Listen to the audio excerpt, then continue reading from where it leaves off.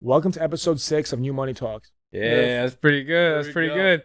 All right, cool. So, for those of you listening in, we like to have some free flowing conversation here. So, no filters, no bullshit, no fancy editing, just some good conversation. In today's episode, we have the pleasure of talking to our friend John. So, we got two Johns in the house today. John, that John. Who runs and operates a basketball-focused podcast. So, for those of you listening in, make sure to stick around until the end. And of course, as always, like, comment, subscribe, all that fun stuff. Yeah, Spotify, wherever you're listening, Apple Music, all of it. YouTube, everywhere. Make sure you Instagram, like, TikTok. Yep. We're pretty much everywhere. So, I didn't want to butcher your last name, but can you pronounce that for those listening? John Hartofilis. It's Greek. Hartofilis. That's the connection right Pretty easy. You know, both Greeks here, both Greek guys, John. So we got John, Yanni. Yeah, this pause will be a little different than usual. Usually we have some like business guru type of guy here and there, but hey, we're at New Money Talks.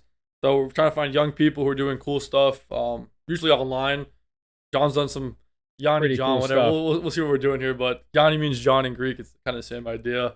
John's done some awesome stuff with podcasting, a lot of stuff in like the basketball world, coaching different teams, going around the world, coaching stuff like that too. So we're excited to bring him on and kind of like learn his whole story and everything.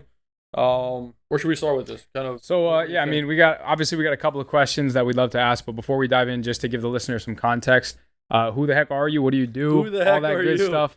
I'm sure you didn't just pop out of the womb and make an incredibly successful basketball related podcast. I'm sure there was a kind of lead up into that process and everything you do now. So yeah, share a little bit more about yourself. Definitely. So I was growing up. I never actually used to play. I never really played growing up until I was like 13, 14 years old. I started really, really late. So I was really, really bad. Believe it or not, John. You're bad at basketball. From our backyard. And you're duels still in pretty Long bad. Island. I was abysmal. And I started really late. I got cut from the freshman, JV, and varsity teams at Xavier throughout my entire high school career until my senior year. Xavier High School in downtown Manhattan. It's a all boys school right by Union Square. I went to high school there, and I got cut until my junior year.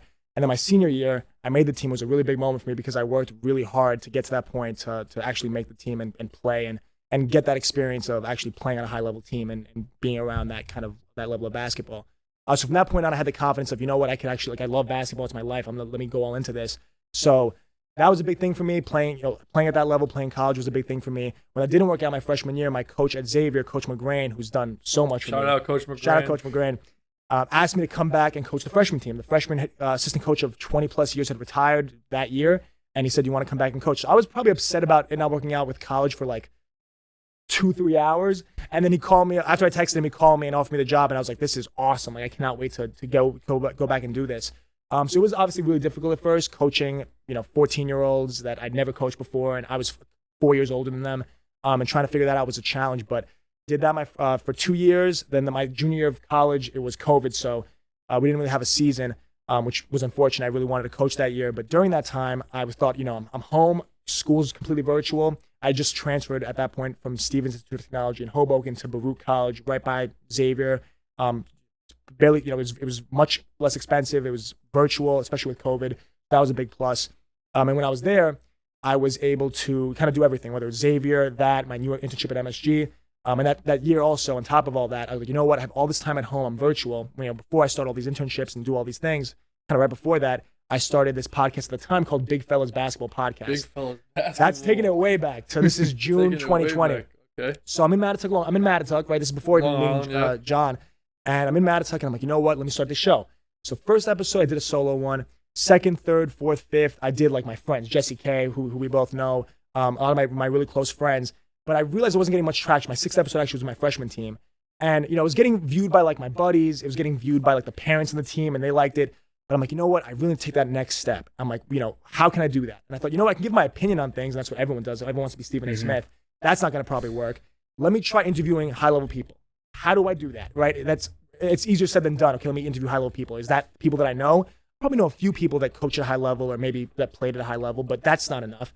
Instagram DMs might work sometimes, but not everyone looks at that. I'm like, let me try LinkedIn because everyone talks about networking and everyone points at LinkedIn. Let me try that. So I went on LinkedIn. I made a profile as nice as I can make it with, my experience as a 19-year-old. I think I had lifeguarding on there, coaching, and maybe that was probably it at the time. Like that was all I had. Yeah. But I sent out hundreds of messages a day. I went through every single NBA team, every single WNBA team, every single G League team, every single college program, like the director of basketball ops and their coaches and stuff. international teams, Panathinaikos in Greece. I hit up everyone. I hit up people that didn't even play basketball. I hit up like some baseball guys at first, golf guys, because I just needed guests, right? And as I was doing it that first day, this was after episode 6, right? This is right when I was about to stop my show. That's why I'm so excited you guys are doing this right now, because 90% of podcasts don't make it past episode 9. They quit right there. So if you get, I'm at 6. You guys are almost there. You're almost there. You guys get to 9, you guys are unstoppable. Because once you get to 9, you're in that upper echelon of people just by doing it, and then you get to 20, 30, 40, and then a couple hundred, and you're unstoppable, right? Yep. But just getting to 9, even or plus that is such a big. No one does that. I almost quit my show at 5 or 6. Yeah. So I'm at episode 6. I get a response from Coleman Ayers, who many people might not know, but to me he was a celebrity because he was a trainer on YouTube. He was a 22-year-old trainer at the time. And I watched his episodes when I was 16, 17 trying to make the team, and he was 18, right? But I was a fan of his when he had 10,000 subscribers. Who is this?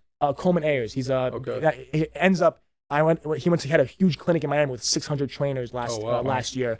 So he's killing it now. But at the time when I was 16, he probably had a couple thousand subscribers. He was a no one. He really had no online presence. Mm-hmm. I watched his videos. I loved his content. So to me, he was a celebrity, even though no one else knew who he was. So fast forward a few years later, I'm like 19, 20 years old. I sent him a message. He responds in 5 minutes with his phone number saying, "Yeah, man, hit me up. Let's do this show." Damn. I was like, dude, like, it's that easy? Like, and like, he's obviously a really good dude, and that's why he responded so fast and was so open with me. But like when I got him, I'm like, man, if I can get Coleman, I can get anyone, which is funny because like to most people, especially at the time, they might not know who he is in the industry. Now he's a huge name because now he's done this huge conference. He's been all over the world doing these clinics. He's like the next big thing in training. But at the time, maybe not so much, but to me, it was like, wow, I got Coleman, like it's game time. So from him, I had him on the show. I did the interview. I was like, wow, like this went really well. Kept on going. I got a couple other guys. I had Tyrone Nesby, episode 12 was my first ever NBA guy. He played with Jordan on the Wizards back in the early 2000s. So I had him on. I'm asking him this Jordan stuff. He's telling me about, all these, everyone's got their Michael Jordan, Kobe Bryant story. So he gives me his, and I'm like, okay, wow, this is, I had an NBA guy. Okay, let's keep it going. Episode 15 was Bone Collector, who's like the famous street ball legend. Yeah. You know Bone Collector? No, so this guy doesn't know anyone. I don't know anyone. Basically he like was probably the biggest, the professor? He's like the professor. Yeah. Him and the professor were like 1A, 1B in the street ball game. Yeah. So I had him on the show. He probably, even since then, my only guest ever with 1 million followers, which is kind of crazy because I've had like Darius Garland or other NBA All-Stars since then. And I think Darius might be at 1 million, but at the time I don't think he was. But Bone's like been well over 1 million for a while now. And he was like, at the time, like I have him on, everyone knows who he is, right? Everyone, other than John Mel, but everyone in basketball knows who Bone Collector is. Yeah. So I have him on. I have people hitting me up out of nowhere, like, dude, you got Bone on? Like, I got to check out your show. Mm-hmm. So I'm like, wow, okay, this really is going. And then episode 24, 25, 26, 27 was like my big break because I had Howard Beck on. I had George Murison, the tallest player in NBA history, 7'7". He came on off of a WhatsApp. I hit him up on LinkedIn. Like you can go, if you go to contact him, if you can get their WhatsApp, or their phone number. So I messaged him on WhatsApp, and he responds back like, okay. And then he just came on. I was like, maybe he'll come on the show. Yeah. He joins from like some shack in like the middle of nowhere, right? 7'7". Like this is like pure like Rocky episode, Rocky 4, like in the middle of nowhere. He joins. I'm like, dude, like I had this NBA, tallest player in NBA history on Howard Beck, who's someone I've read his articles from when I was 14. And episode 27 was Tommy Shepard, the GM of the Wizards. So his story was interesting because I found his email off of like some random website, had like a resume on it for some dude that I was going to have on my show. But then his resume had like references and Tommy's email was there. I'm like, let me email him and see if he responds. He responds in a few hours like, I'd love to come on your show. What, it's tomorrow at 9 o'clock work. I had class tomorrow at 9 o'clock, but not anymore. Tommy's like, Tommy hits me up. I'm like, class is over. Yeah. So I stay home. Tommy comes on the show. I think I told you guys, but because you're talking about really being nervous about a show and like getting prepared for it. Yeah. I had like, I told everyone in my house, like, put your phone on airplane mode. The Wi-Fi's got to be perfect. I had like I had my phone recording the audio just in case my computer shut down. I had, charged to 100%. Everything was perfect. So like that happened. And then from that point on, I was like, okay, if I can get a GM of an NBA team on, I can get anyone. I can get any person below. I can get anyone in basketball on my show. I had one of 30 people with that job on my show. So from then on, that's all it was. It was just I kept on doing it for a couple months to episode 50, which was December 31st, 2020 with Drew Hanlon, who's the other big trainer, him and Coleman. Drew's a lot older, but Drew's another big-time trainer in the NBA. He's got Bradley Beal, Jason Tatum, all those guys. So I had Drew on episode 50, and then I thought, you know what? When I had the episode recorded like December 20th, I was going to post it on December 31st. I'm like, you know what? I'm at episode 50 on December 31st. I'm like, this is kind of, the calendar's telling me something. I got to do something big right now. I got to change up everything. So Big Fellas Basketball Podcast was the name of the show. It's kind of, little, not as professional, not the vibe I wanted to give off. I wanted to give off something super professional. So I brainstormed on it for a long time. I just did a lot of just cramming ideas together. I'm like, what is the show about? And my main message throughout the entire show has been young people can do it in sports, right? Me being 19, 20 at the time, I can talk to a GM, right? Yeah. Other people it might be impossible. Networking might be a daunting thing to some people, but if I want to be living proof that if you put yourself out there, people like Tommy will respond to you and will give you the chance. So I thought, you know what? Young people, Gen Z, basketball, Gen Z, and it just came together, Gen Z hoops. So I went on Fiverr. I spent a couple $20 here or there, people, logos, whatever it is. Like, the biggest thing is just start, because I could have sat there and obsessed about the logo, but I'm like, you know what, December 31st, no matter what, I'm launching this thing. Yeah. Boom. January 1st comes, my whole goal was to do an episode every single day for 2021 of the show. Because before that, I did 2 a week to then 3 a week. So I'm like, now I'm gonna do 7 times a week. I'm gonna hit up people nonstop. Damn. And that's what I did. I just hit up, I literally from that point on, it was that on overdrive, but now I had the backing of like, I did 50 episodes. I'm not a no one anymore. Like, I've actually done the show and I've done it at a high level. So I did that, did the show, and then that ended up, kept on doing it. I ended up getting the job at MSG, interning there, doing productions and programming, which was awesome. That turned into me going to a bunch of Knicks games, and everyone kind of knows about that. That's all people see on my Instagram stories, me going to Knicks games and stuff. I think that was, once I got the MSG job, was before Summer League, which I signed up for Sports Business Class, which I'm a huge proponent of. Sports Business Classroom is like probably the leader in like online courses. What's Sports Business Class? So they're the leader in like online classes or in-person classes for working in sports. Okay. So I went to Vegas for the Summer League. This was August. This was actually January, August, because this year was in January. It's normally in July. August of 2021. I went to Vegas with 61 other people. All of us were there to task with like becoming GMs, working in sports, whatever it is. And you get 5 days of just like, you're in Summer League in Vegas with every NBA executives in the room. Like all 30 GMs are there. LeBron flies in for a game. Like all these big time players come in to watch these NBA Summer League games, and you're there, and you're like literally you're walking the hallway. Shams bumps you. Spencer Haywood, he was taking a picture at the trophy case when I was taking. He's like, "Young man, can you take a picture of me?" I'm like, "Yes, Mr. Haywood." Like I got a picture. That's Whatever. crazy. Like guys like that are just walking around like it's no big deal. And there's obviously a bunch of there's a bunch of fans there, but for the most part, it's like all professionals. And I was blown away. I'm like, I'm actually doing it. I'm actually in this space. It's crazy. Summer League is something, if you want to work in sports, you got to be there. It's like kind of like the way the combine is for the NFL, but Summer League is like that on steroids. It's the best thing ever. So at Sports Business Classroom, you have from 8 o'clock to 5 o'clock, you're in all these classes. Jerry West came in this year and spoke to the class. Adam Silver's come in before, like all these big time names. And you pay a lot. It's a big investment to do the course. I made that investment. And it got paid back to me times 10 because I went this year. I worked it. I got, getting paid to actually be in Vegas was like insane to me because it's like it was such an awesome experience. It's 14 days in Vegas and like you're in the midst of all of it. There's nothing better than that.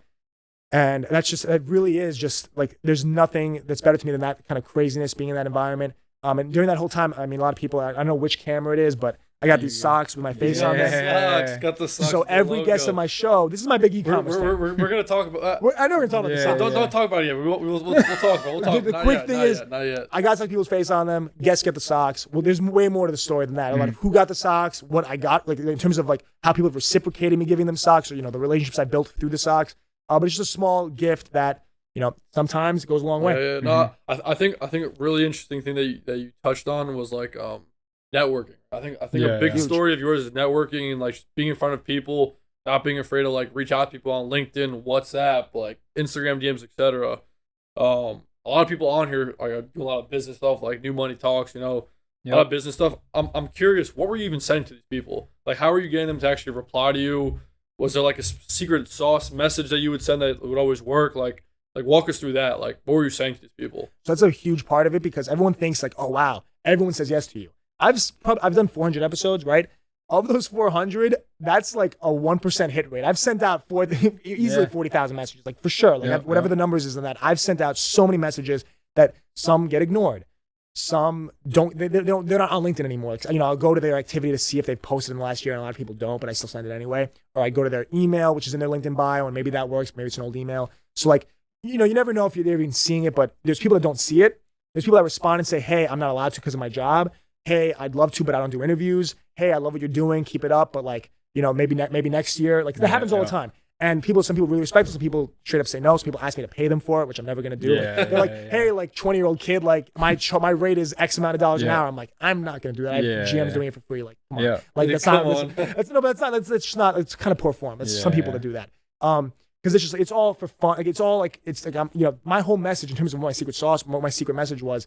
There's no like secret thing that's gonna get someone to say yes. It's all about just telling them what it is, telling them what you're about, and being genuine about it. All I would say is like, hey, I'm a 20, 21, whatever, however old I was at the time, podcast host, basketball coach, and a college student, and I'm doing this podcast. I'd love to feature your story. The whole thing was providing value both ways.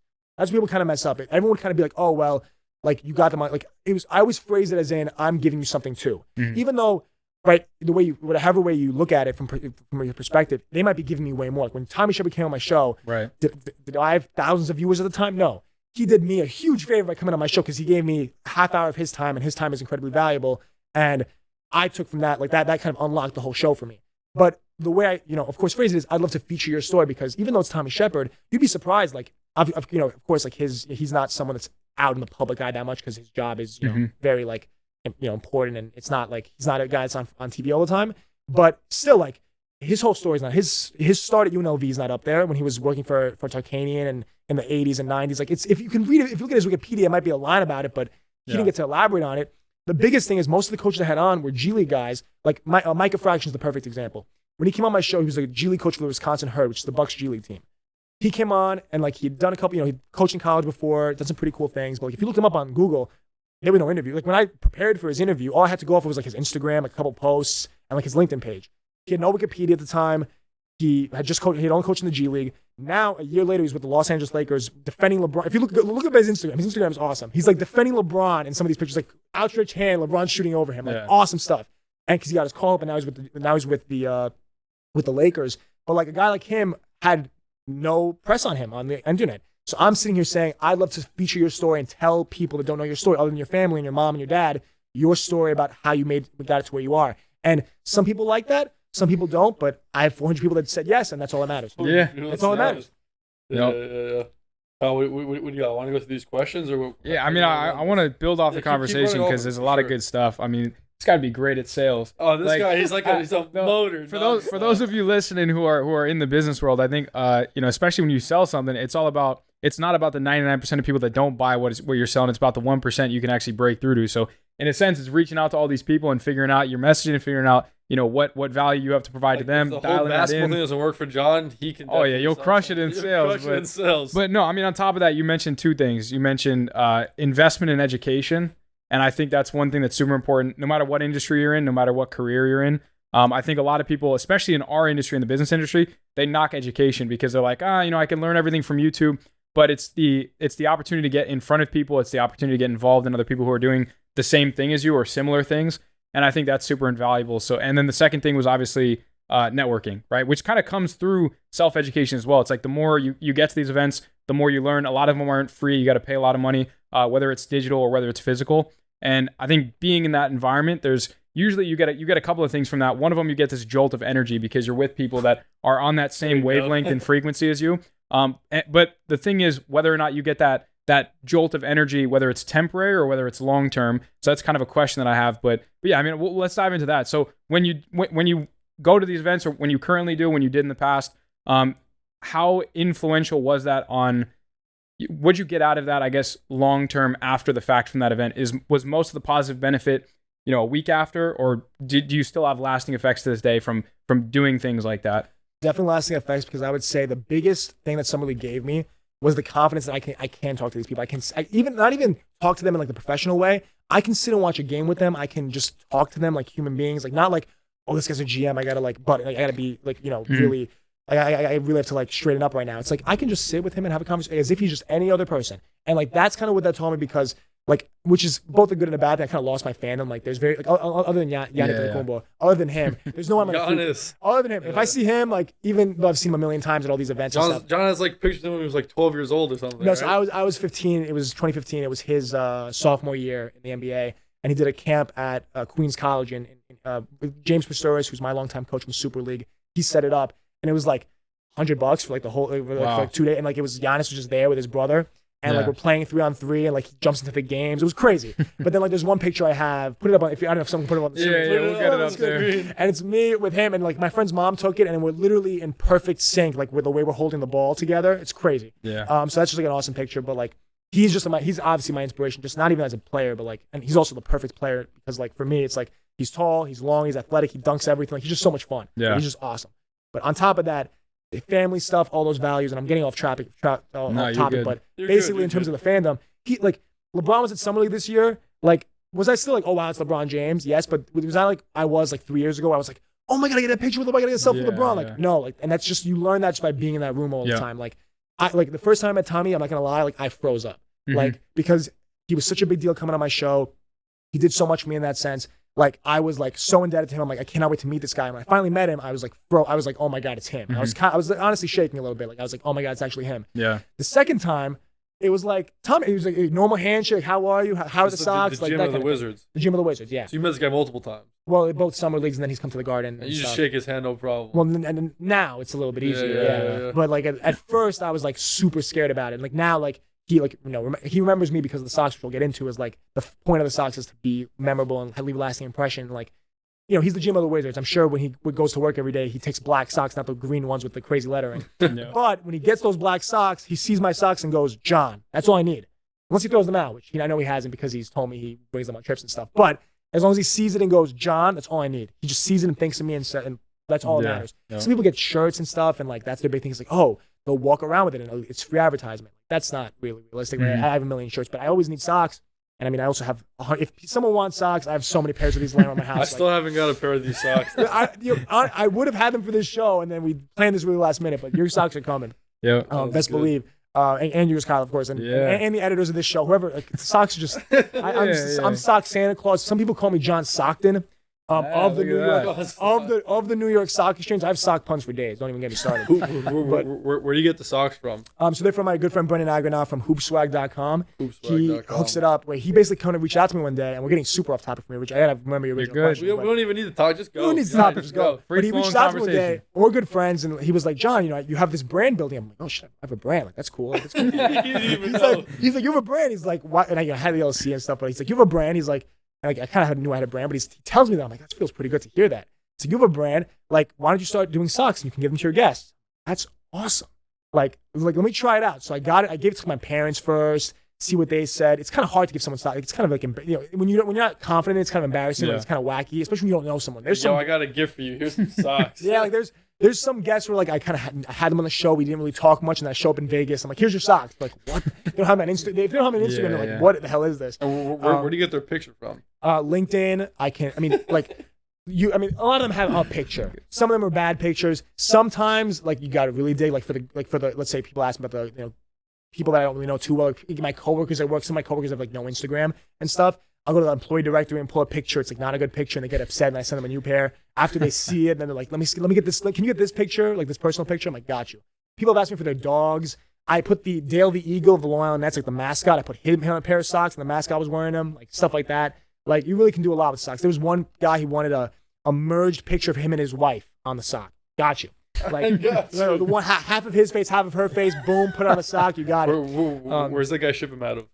He ships him out of Oregon. He lives in Oregon. He's got a big warehouse. And also they come with handwritten cards. So obviously I'm not the one writing them, but I can write the text in the box. And he has these part-time stay-at-home moms that come after they drop the kids off from school. They come to the office and they write the handwritten notes of like, as if it's from me, from John. Like, like, thanks so much for being on my show, episode 27. Like, you changed my life. That's boom, awesome. Send. And then the guest gets it in the like. I prefer to hand it to them. So a lot of times I will write it myself. But if I ship it to a guest I know I won't see for a while, then I'll have the moms write through the handwritten notes and I'll ship it to them directly. But for the most part, I don't like asking for addresses. I'll just like get them in my house, and I have hundreds of socks in my house. And then, okay, this guest from the Magic's gonna be at the Garden tonight. Okay, put the sock in my pocket. I'm at the Garden. They're there. Boom. Like, it honestly was a lot. And in Vegas, it was even crazier because I had a duffel bag full of socks. I had a suitcase full of socks in the arena. Yeah. Really? All the socks. You just hand out socks. So, because I was working the event, so like I had a suitcase in like our trailer, big suitcase, just only socks. But then I had a drawstring bag with the socks for the people I might see that day. So if they're playing that day, put their socks in the bag. But there's sometimes you see someone in the hallway, like, damn, I don't have their socks in my bag. Wait, right here. Run down to the suitcase, get the socks, get them back to them. There was I probably was logging like 50K steps a day in Vegas. So, giving out socks. But to answer your question, your first question was about like learning, like the kind of the experience. I think of like just being there. I think investing. It's not about just like throwing money at the problem's not going to solve it. There's rich kids that don't have the connections I have because they just haven't tried. There's kids, a lot of kids I work with, their dads were GMs or their parents did this, and that's obviously that's all great. But if it's all about using it, like my parents, for example, are lawyers. They have nothing to do with basketball. My dad, I had to explain the 3-point line with him when I was in high school. He was like, "Why did you guys win that game? Wasn't it 2?" I'm like, "No, Dad, it was a 3." And I love my dad to death, and he's tried learning it now, and like he's really doing it now. But at the time, like I didn't have that basketball background. But you reach out to people that'll work. People ask me all the time, like, I want to do what you do. It's like, okay, like it's just gotta send out a bunch of messages, like, and it'll happen. And then they send out 50, they don't hear back, and that's it. The best high I ever got was sending out messages, and while I'm still sending them out, I get a response, which is what happened with Coleman. I'm sending out messages in spam, whatever, copy, paste, change the message around. I would obviously tailor it to like, if the person was from a certain team, I'd say, I had this guy from your team on my show. Or if they had a specific job, I'd say, this job interests me. But for the most part, it was a very, the basis of the message was the same. And as I'm sending the messages, I get a response. I was like, this works. Like, obviously, I'm like 20 minutes into this. They respond after 20 minutes. I'm like, it's game time. In terms of investing in yourself, like going to Vegas is not easy. It's expensive, both the flight and for me, the class was super expensive. But I would tell anyone, like, I would have paid, like, what I got out of it was worth tens of thousands of dollars in terms of the people. Think about how much money's invested just off the stocks. I spent $1,000 on socks. Maybe $4,000 or $5,000 straight on socks. $4,000 to $5,000 straight on socks. Easy. But there was the pair of socks I gave Albert. So Albert Hall's the co-founder of Summer League. Keep in mind, there's people I give socks to. I don't know who they don't know who I am. They have no idea who I am. But you know who they are. So I know who they are. So like Albert Hall's the co-founder of Summer League. I did his course in SBC, but like he wasn't like he showed up to the course and like spoke to us and stuff, but he didn't know me personally. I was a student in the course. So last day of Summer League, the course was like 5 days in the middle of it. There were 2 days before. I was there 2 days before, and I stayed until the last day of Summer League, 3 or 4 days after. I never left. I was there the whole time. Never left. I wasn't leaving. They had to. He makes jokes about how they had to pull me out of there and stuff. Yeah. But I see him in the hallway. I got a socks in my bag. I'm like, "Hi, Mr. Hall. I'm John Hartofilis. I was in SBC. Oh, you're in SBC. That's so awesome." And like he thought the conversation was over. And I'm like, "No, I actually have something for you. I have these socks with your face on them and this." And long story short, you never know what a certain gesture can impact someone with, because you have to really look this up. I didn't know this at the time because like there's really no publicated articles about this, but Vegas Summer League was not always the premier summer league. There was the one in Utah. There's all these other summer leagues, and he had to prove to the NBA and to like the hotels in Vegas, hey, believe in us. We're gonna do a great job at this summer league. We're gonna bring all 30 teams here instead of only the 6 that we have to start with. We're gonna do a big job with this. So what he did was he brought a size 23 shoe, or the biggest shoe he could find, to the thing and put it on the table and said, "Hey, we just want to get our foot in the door." And they were so impressed by that they, said like, "Sure, we'll give you guys the hotel or whatever it was, or the venue for Summer League." That's like Elon with the sink. You saw on Twitter. What happened? So he bought Twitter, and then he walked into the headquarters the day he bought it holding a sink. Like from the kitchen sink? Is that? No. He's like, let it sink in. I just bought Twitter. So it's the same thing. Same idea. He's like, we're trying to get our foot in the door. He puts the shoe on the table. So socks, shoes, obviously a big correlation there. So I give him the socks, and that like came back to him, and he told me, he's like, "You know what this means to me?" He's like, my start in this business was based off a pair of shoes. So like I didn't even know that, and there was no way for me to know that. But like you never know what something can mean to someone. So that's something that told me too. But then basically I gave him the pair of socks. He goes, what are these socks for? I'm like, "Oh, I have a podcast series, Gen Z Hoops." He goes, and we're literally standing in front of their state-of-the-art studio. I never recorded. I recorded there for SBC, but not my own show. He goes, "You know what you're going to do tomorrow?" He's like, "You're going to be here tomorrow, right?" I'm like, "Yes." He goes, "Okay, let me tell you what's going to happen. You're going to have me on your show in the studio tomorrow. I'm going to be your first guest, and I'm going to go walk around. I'm going to try to get other people to come on your show. Is that cool with you?" Yeah. I'm like, "Yeah, it's cool with me." So I interviewed Albert right there. He's up to 250. It was a really big episode. You're friends with this guy now. Albert's my biggest mentor. I don't want to rank mentors, but like, Yeah. one of them. Shout out Albert. I mean, obviously I have so many coaches. There's so many people to name. Coach McGrain, Coach James, who sent me to Super League. My coach growing up, like that, put a basketball in my hands and actually believed in me and put me on a team where I had no business being on a team because he saw that I loved the game. Albert, though, like when he comes to New York, he's like, "Hey, we're doing this shoot here. Do you want to come and help out?" I'm like, "Yes, I'm there." In Vegas, I was there from 8 o'clock in the morning until like 2 o'clock in the morning. Like literally, I was in my hotel room in Vegas was just for sleeping because I was in the arena all day. I was carrying boxes. I was doing whatever. I was setting up projectors for conferences. Like I was there the whole time. And anything Albert wants, I'm doing it because he's whether it's people he's connected me with or just opportunities he's opened up or just phone calls he's made or just even just like when I call him, I just know like just knowing that I know him and I can call him and like he'll answer and like he'll give me some good advice. Like whether it's jobs I'm taking or should I take this job, like that means the world to me. So Albert's been a huge, huge mentor person in my life. And he's like, "You're interviewing me tomorrow. Like be here at 11 o'clock. I'm not going to be late."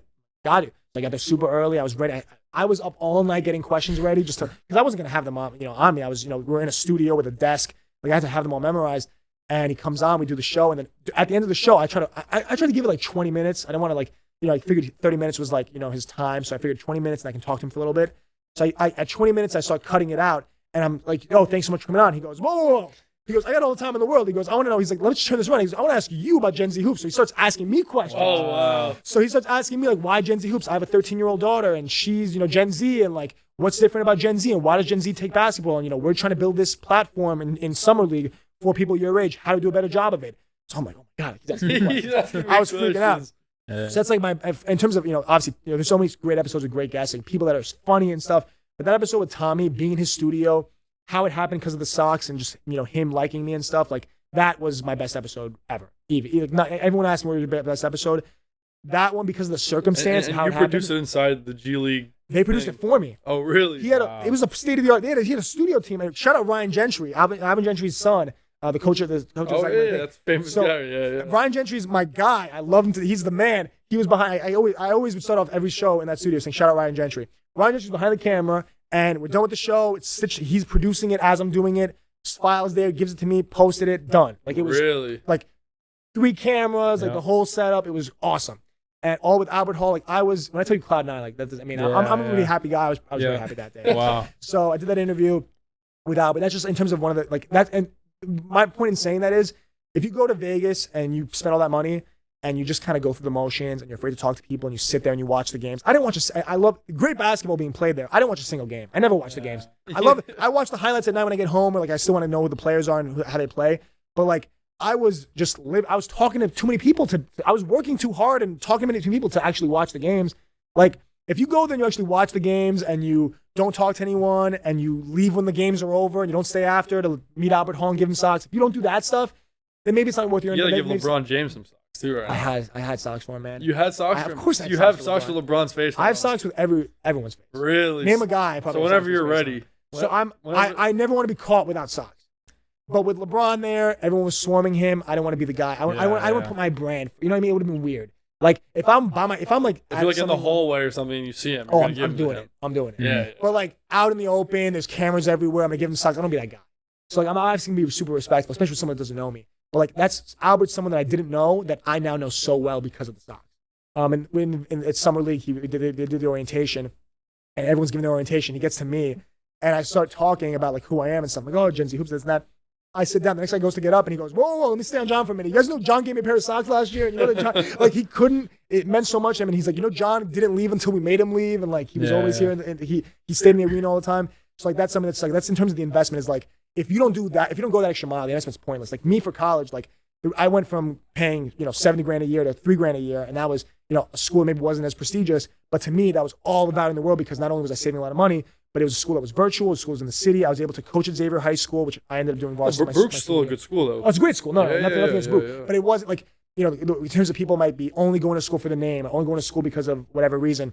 Like I really spent like no time at Baruch. I was never really there. I did my classes online. I showed up and gave presentations. I was either coaching at Xavier High School, interning at MSG, or I was doing my podcast. Like I would leave. Okay, guest wants to come on. I'm going to a janitor's closet. And I'm doing the show. Janitor's closet. No, I mean there was. Yeah. You could do a library room at Baruch, but there were times at Xavier where like they ended up giving me like a studio room at the end, like the band room. But at the beginning, I didn't have a band room. I was in the janitor's closet, sitting on a Gatorade, big Gatorade jug for the football team. I'm sitting on the Gatorade jug. I have my laptop on 2 Gatorade jugs, so it's a little bit elevated. And I'm sitting there doing the podcast and a thing. And then kids would come back from practice and start screaming in the hallway, and I'm muting myself and stuff. Like, you got to do what you got to do. But like that's in terms of the investment, that's the biggest thing I could say is like it's not just money. You can't just throw money. There's guys with a lot more money than me that with a lot more whatever connections that do not. I don't want to say that don't succeed in the same way or don't have the same level of success or genuine connections with people because it's not just about how much money you throw at something, which obviously you have to, in some ways you have to pay to get in the door. Like you have to pay to get into Madison Square Garden or get into these arenas to be with these people. But outside of that initial investment, it's how much time you're willing to spend. Are you going to be creative enough to think about it? For me, it was socks. For you, for whoever was listening, it could be any sort of different thing. It could be merchandise. It could be a lot of people just do thank you notes straight up. You just send a handwritten thank you note to someone. That means no one's doing that. Yeah. Like no one's sending thank you notes. Like some people I've heard do like 2 or 3, but like most people aren't. So you send a thank you note, boom, you're in the door. Me, I went the extra mile with socks. You can think of whatever way you can do it too. But that's all I can say about the investment is like it's way more than just money. You have to invest your time, creativity, and just also giving a genuine, like caring about people. Like the biggest reason why guests like the show I would think is because even if they're the smallest coach at the end of the bench at the smallest team, I talk about them like, isn't it like, because I think about it myself, like my best advice that I got about coaching high school basketball was never look at it as just high school basketball. Because you can look at anything as just, you can look at it, oh, I'm coaching an NBA team, but it's just non-playoff team, or we didn't win the championship, so my team isn't that good. I look at my high school team like, even though half of them can, my freshman team, none of them can dunk, none of them can win, none of them are that good. It's like, man, I'm coaching the freshman team. It's like, you look at it from that perspective, like, I'm coaching the best freshman players at Xavier High School. Boom. That to me is like awesome. Yeah. Like all about your perspective on that. So like I have someone on my show that's like super young, unproven from the G League or from wherever. I'm like, you're the coolest person in the world. And I'm going to talk to you as if you're the coolest person in the world. And they love that. And that's it's genuine because I genuinely think that, number one, everyone has the potential to be something great. So Micah is now with the Lakers, which is insane. Like literally the Lakers. Like that's insane from the G League. There's other guys that have done the same jump or similar jumps or head coaching jumps or whatever in a year. Like I'm not playing for 2023, 2024, which sure I'm playing for that too. I'm playing for 2035, 2045, whatever. And that's where a lot of these guys are going to be. Like Micah might be a head coach. Whoever might be a GM. Like sure, it was great to have Tommy Shepard, who's a current GM of the team on my show. That was awesome. But a lot of my guys are going to be future GMs. And that's even better. Like when I'm 35, 40, they'll be my actual boys because we started together and now they're wherever they are. Growing up with them, for sure. And your second question, I forgot, it was networking. We've been doing this for like 15 minutes of the same thing, but like I think it was like more like networking, but it was something different, right? Yeah. So there's obviously investing in yourself, investing in education. So as you mentioned, monetary, but also time investment, and then there's the element of networking, right? So which you've already pretty much covered, I think. Left, right, and center. So we can definitely. There's definitely a couple of things we can get into, but one of them just being obviously how important basketball is in your life. I guess tell us what high school looked like, because I know you gave a glimpse into like high school basketball and didn't make the team until senior year. Sounded a little bit like Michael Jordan. I don't know. I prefer Rudy. Okay, yeah. Rudy. Dude, you gotta start brushing up on your Rudy sport. Gay? Who is Rudy? Come on, Rudy from Notre Dame. Rudy, and they put him on their backs, and you got to tackle his last game. Nah, can't say that. It's the best sports movie. It's my favorite of all time. But it's like, so Rudy Rudiger was like, come on, you got to know about Rudy Rudiger. In the 60s, or I don't know when the movie came out in the 90s. I think he played in the 70s. Rudy Rudiger was like 5'6", like short dude playing. He like iron worker, like bad grades, the whole thing. Yeah. But his dream was to play at the University of Notre Dame. That was his dream, to play football at Notre Dame. Everyone his whole life told him, you're terrible at football. You're not a good student. You're never going to get to Notre Dame. The whole movie's about him working his ass off to go to the Holy Cross, which is next to Notre Dame. He ends up doing well there, gets into Notre Dame, sleeping in the janitor's closet to just like be around the football team because the janitor would be around the football team. Then he ended up convincing the coach to let him be a practice player. He was a practice player for 2 years, never got a sniff of getting a jersey. And then his last ever game, the coach, like all the players, which everyone says if this is actually true or not in terms of the truth. It's based on a true story, but people say this part's fake. All the players go into the coach's office and put their jerseys on and say, if Rudy's not playing, I'm not playing. And they walk out. Yeah. And this is the little movie that'll make me cry. Like, I don't cry about a lot of things. I'll cry watching this movie because it's literally, they play the cool music. And Rudy finally gets a chance in his last ever, his parents come to the game. His parents are like, literally like poor people in the middle of nowhere, Michigan. Yeah. And they come to his last game. He gets into the game after the whole arena chants for him. Not only does he dress, he gets into the game and he gets a sack in the last seconds of the game and they carry him off the field. So tell me how the hell you're like Rudy. So that's obviously very dramatic. Yeah. And depending on how you look at my story, you could look at it as, okay, well, you just played high school. It's all about perspective. And please, if you're listening, and you got to watch, I'm making you watch Rudy. You come to Matatuck. When you come to Matatuck, we're having a family movie night, watching Rudy under the stars in Matatuck in our backyards. But basically, like, I looked at even when I was in high school, I looked at it as, like, because you could always, like, I was also the first person to ever make it as a senior. No one had ever done that before. So that to me already was like, oh my God, it's impossible, right? Kids would tell me it's impossible. My freshman year, I've been coaching for years now. Freshman year, we have 100 kids try out, 120 kids try out. But keep in mind, it's an all-boys school, 250 kids, 300 kids in a grade. Everyone wants to play basketball. Every kid thinks they can play basketball. Yeah. The first tryout says like 50 kids get cut because 50 kids just have they've never played before, but they want to play basketball. I was one of those 50 kids. I literally was first cut my freshman year. I had no chance of making the team. Sophomore year, now from 100 kids that try out, it's down to like 40, 30. These are kids that really love basketball, but they're just not that good. You get the 15 kids for the team. By your junior year, no one tries out that didn't make their freshman because no one's ever made it before. No one's ever made varsity without playing the lower levels before. So no one even tries out. Tryouts for varsity are like 20 kids. It's the guys from last year, the returning guys, and then the JV guys that made JV as sophomores that are trying out and they probably get cut. I was the only kid my junior year that tried out that had never played before, ever. And I'm trying my junior year, I get cut. I make it to the last cuts my junior year. I actually see my name on the list for the first time. And I'm like, holy shit, I'm on the list. Like, I have it. Like, they see something. I might not make it, but they see something. So then I came back, I got cut, fine. I'm like, okay, there's a chance. Everyone told me, why are you trying out my junior? They're like, there's no point in trying out, you're gonna get cut. I make it a little bit farther than I thought I would. I'm like, I can make it. So I was in the weight room all the time, worked out super hard. My senior year, it felt like a movie for me. Like that's what it might not be what it looked like from the outside. I mean, people really that were there will talk about it like, okay, it was such a big deal. But to me, like I felt like I was in Rocky. I felt like I was Rudy. I felt like I was actually a movie. Like, I was in Matatuck. I mean, John Mel's been to Matatuck before. Like, you know the big circle by our house? I don't know if I ever told you. I would run around that circle. I would wake up at 5 a.m. just because I wanted to be like Kobe. I wanted to have that mentality. I wanted to do that whole thing. I'd wake up at 5. I'd be at that house by myself, my bapunia, which in Greek is grandma and grandpa. I'd literally work. They wake up super early because they're old people, right? They wake up at 6 a.m. Yeah. I wake up, I go, I run around nonstop, come back. I got a full meal, all the patatas anitas, all the Greek food. Eat all the Greek food, go out, work out again, come back, eat, work out again. That was literally my whole life for that whole summer. Yeah. I got a million times better.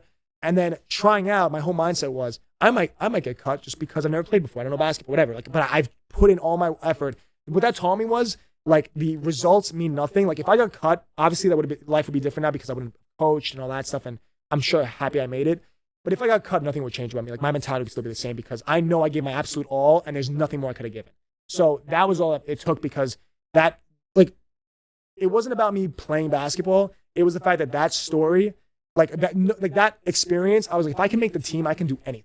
Like, that's why I never had a doubt that I would actually get good gas. It was just, how am I going to do it? Yeah. Like, I never had a doubt that I would be successful and do things. It's like, because I made the team. Like, that to me was literally impossible to me. At the time, it felt impossible because no one had ever done it before. It was like, this is a 0% chance. So if you're listening, like, what is something that, like, you feel it's impossible or that you thought was impossible and you actually did? And then just have that because for the rest of my life, even when I'm like, it's high school basketball, like, from your perspective, we're like, oh, it's not that important. When I'm 80 years old, I'm thinking to myself, damn, I made the team. Like, literally, yeah. I swear, like, I will actually think that because I can be an NBA GM, I could be whatever it is and extend to anything. That to me right now, I have a chance of doing that. I have a chance of being a GM, right? So honestly, that's not as impressive to me as making the team. Honestly, like, you had no chance. In my head, I had no chance. Like, I would literally, there was one time I called my mom after school and I was like, Mom, I had the best news from today. And this was like, whatever, I got a good grade on a test, something else. And she goes, did you make the team? And I was like, no, are you dumb? Like, no, how would I? That's impossible. Yeah. Like, that literally, like, it was so impossible, and I did it. So everything else is cake. Everything else, like, I would advise everyone to just have a goal either in your past or a goal you're coming up that you know you can hit and just act like it's impossible. Once you get it, it's like everything else is easy. I want to ask him that question, highlight, but he's gonna go long on it. I promise I'll do it quick. Can you do it short? I'll try my best. Do it short? All right, it's a simple question. It's like the normal thing right now in basketball. We've been talking about for a while. Kind of get in there, but like, little side question. Little side question. Little side question. So, who's like the greatest of all time, LeBron or MJ? Okay, I'll make this really quick because it's a very basic thing. LeBron is the best in terms of skill. No. You have to pick one. You can't tell me this. LeBron. No, but in terms, I'm giving you the reason why. The reason why. Yeah. The reason LeBron's better is because if you were an alien looking at because Jordan is just a more aesthetically pleasing basketball player. He's got all the highlights. He just looks like the whole tongue out. It's just more poetic. His career is more like a movie. So when you have that bias of looking at it as like, okay, 6 championships, 6 for 6, 3-peat, and then this, like, if you look at all like those like bells and whistles to it, Jordan's the GOAT for those reasons. Or if you look at also the things you can't measure, like his mentality and just that idea of like Jordan would will his team to win, and he never lost when it mattered. When in fact he lost to Shaq in '95, and like he wasn't rusty. He dropped 55 points in the Knicks a couple months before that. Like, and no one was saying he was rusty when he dropped 55 in the Knicks. Everyone was saying Jordan's back. So like Shaq just beat him. They had a big. Jordan's team didn't have a big because they didn't have Dennis Rodman at the time, and Shaq's team won in 6 games. And then Hakeem Olajuwon swept that Magic team. And I am very big on arguing that if Jordan had beaten the Magic somehow and he faced the Rockets, Hakeem would have beaten him too because they had the same weakness that they had against the Magic. Same thing. That's a whole other thing for another day. But this whole argument goes between like a lot of the Jordan things is about feel. Like, oh well, 6-0 is different than whatever 4-6 or whatever LeBron's record is. Yeah, something. Whatever it is. It's like, why does that? I think making it to the finals is more impressive than not making it to the finals. I think playing all the time, like, sure, is LeBron breaking the all-time scoring record? Like, the same reason why that doesn't matter to me. Like, is it cool that he's breaking the scoring record? Sure. Does that mean he's better than Jordan because he has a couple more points or whatever? No. But if you look at him, he's bigger, faster, stronger, can shoot better. Like, checks every single box. Like, that's all you need to say. If you were an alien looking down, you'd say, okay, I'll take the guy that's 6'8", 250 pounds, can dunk from whatever, can shoot the three. And sure, Jordan would have learned to shoot the three but he didn't. I'm sorry, he didn't. So if you look at basketball ability, all that stuff, it's LeBron. Just straight up. If you want to get all cute with the, greatest is different and the clutch gene, and LeBron doesn't have the clutch gene when he has more clutch shots and all that stuff, I can get into all the stats. Stats aren't important. I'm going to end it here because I made it quick. I promised you. It's LeBron for that reason. It's LeBron for that reason. Unless you want to include biases like, who's more clutch, or Jordan had that killer will, or if Jordan was on that team, he wouldn't let his team lose. Like, that's all. That doesn't make sense. Like, the context in basketball is so funny because, like, for Giannis, for example, right? And it's the last thing I'll say because I promised you. I love Giannis to death, right? If Kevin Durant's foot is on the line, right, that changes everything with his narrative, but it doesn't make Giannis a better or worse player. Giannis is the player he is whether or not Kevin Durant's foot is on the line or off the line. Whether or not LeBron James' career is the same, whether George Hill makes or misses the free throw in game one, or, everyone blames JR, but George Hill missed the free throw and whatever. They would have won that game hypothetically in that situation. Like, I'll say with the Giannis one, there's so many situations you can point to another player either bailing someone out and changing the outcome of a game. But, like, Kevin Durant's foot being on that line changes Giannis' whole career. If he had no championship right now in his 10th season, we'd be like, oh, wow, is Giannis not a winner? Is Giannis a Robin? When, in fact, he's as good as he is now as he was. Well, he had a championship. It doesn't matter. It's just all about the context of did he win. Now, does it change it? I get how it changes because he won and he actually did the whole thing with against the Suns and had the big block. Like, he had the opportunity to have those big moments. But regardless of that, the talent is the talent, and who's better is just, you see it. You see it over the course of an 82-game season. You see it over the course of that thing, and LeBron is just better. That's it. He's just straight up better. I like it. Fair. What else? What's next? What do you think? So I guess talk about college in terms of trying to play ball. Did you have any? Were you thinking this is what I want to do, or did you do it? Did you try out? No, of course. So the whole I'll get really into this and briefly in terms of, like, I'd never really get into this because I used to be really embarrassed by this because when I got cut from the team at Stevens my freshman year, I didn't play I didn't play a lot in high school, so I wasn't getting recruited anywhere. Yeah. So I go to this school, Stevens in Jersey. It's this D3 school where they already have their, they already have their recruited guys, which isn't really recruiting, but they, like, promise guys spots. Yeah. So they had way too many guys for the roster already. So they told me from the start, like, we take a walk on every year, but there's no promises, whatever. I was like, well, if you take a walk on every year, I'm gonna be. Well, they said we take a walk. How many walk-ons were trying out? None. Trying out 5. No one ended up making the team. They didn't take a single walk on. Yeah. But they told me going into it, we take a walk on every year. So I'm like, that means I'm making the team. There's a chance. Because I'm me. Because I'm me. I made the team at Xavier. This is easier. Yeah. I'm making this team.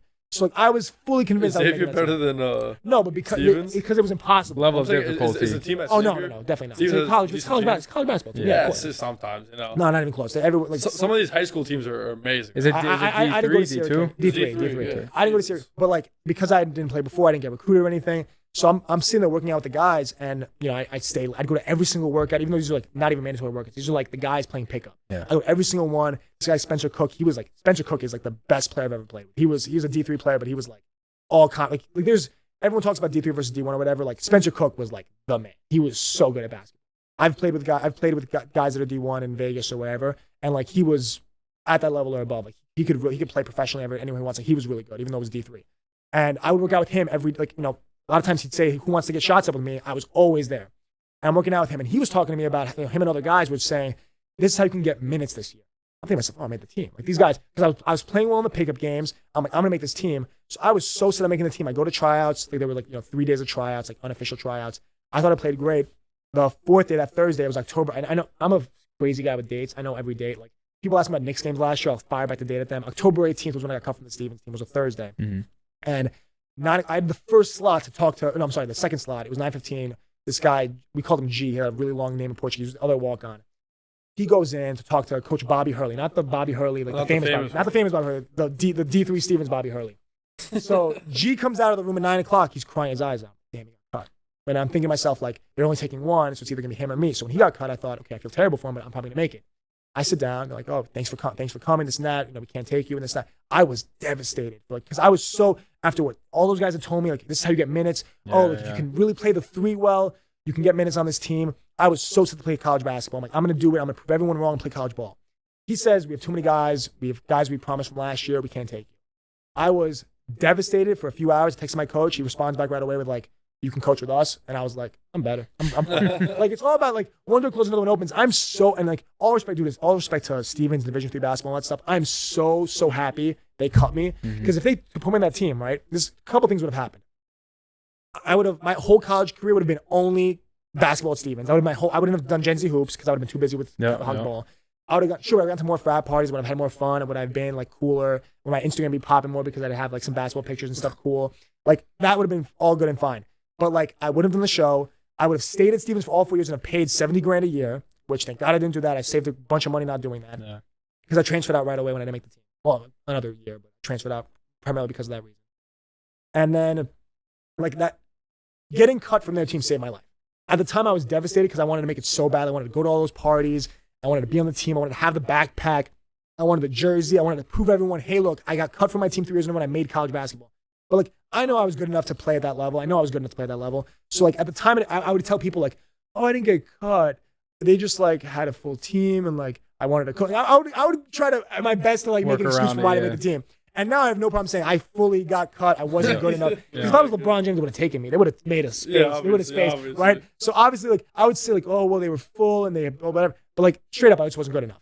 But like I knew, number one, if I also am fully aware that if they took me on that team, I would have definitely played my sophomore, junior, senior year. Yeah. Maybe I wouldn't have played my freshman year. I know I would have worked hard enough. I would have definitely played, like 100%. So like knowing that in my heart of hearts is all that matters. Do I need the jersey and the media day pick and like. You know how much it bothered me when everyone was posting like #year one? That killed me, dude. Yeah. And then I posted my coaching picture and I put #year one. I felt a little better about myself. Yeah. But like at first it was so annoying and it bothered me so much. But like it's literally life is all about perspective. I could be like I go to all these Knicks games now and I think about it now. Like sometimes I get like I go so much that it doesn't mean as much as it used to. Like the fandom kind of goes away. Like I said, like I used to be like, oh my God, it's RJ Barrett. And like now it's like okay, not a big deal. But like. Still, I think about, when I was a kid, when I was 15, my dad would give me a ticket. We'd get tickets for Christmas to go to a game in like March or something, right? 3 months away. From December 25th to March, whatever, all I could think about was I'm going to that game to see whoever it is play. And I would think about that game for nonstop. And then when I would go to that game, that whole week was like heaven. Like I'd go to that game on Wednesday, on Thursday, I'm like, man, I went to that game yesterday. like someone would say shit to me, I'd be like, I went to the game yesterday. Like you can't, like that was how big of a deal was to go to a game. So like I think about that now as like, I go to all these games, whatever, it's like 2 or 3 home games a week or whatever it is. And like, it might not be a big deal, but then I think back to like, this meant so much to me back then. Even coaching, like it might get mundane. Okay, I'm coaching 6 days a week and I'm always there and it's not a big deal. But like back then in my junior year of high school, I would kill to be on that bench. I would kill to be on that gym on a Saturday morning. That was all that mattered to me. So it's all about listening to this and you're thinking about what's that to you. It's like, there's gotta be something that you love with all your heart or that you used to love with all your heart. And that maybe you might be living the dream now. Remember that you're living the dream. Like right now I'm living my dream. And it's like, I forget that sometimes. And when I think about it, I just feel so much better about myself. I'm like, you know what? I am living that dream. There were times when my senior year I wasn't playing very much. And I'd be on the bench, sitting on the bench, and then we get up and get in the huddle. And I would think to myself, okay, I'm pissed I'm not playing. But if I saw what I'm seeing with my own eyes right now, seeing the huddle and like look down, I see a jersey on, and I saw this in July, I would have freaked out. So like, how can I be upset that I'm not playing? Like, there's so many ways that you could, depending on your point of view, you could be upset about everything or happy about everything. I want to be happy about everything. Yeah. So that's what I am.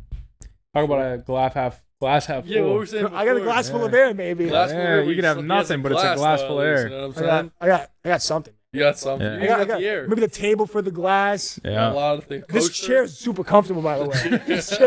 this chair. You guys got the nice setup here, man. This is comfortable. It's crazy because John, if he was sales business, this guy could sell freaking ice back to Alaska for God's sakes. Screw the Eskimos. Yeah. I'll sell socks to guys. I'll sell socks to Hanes, whatever it's called. Hanes. Yeah.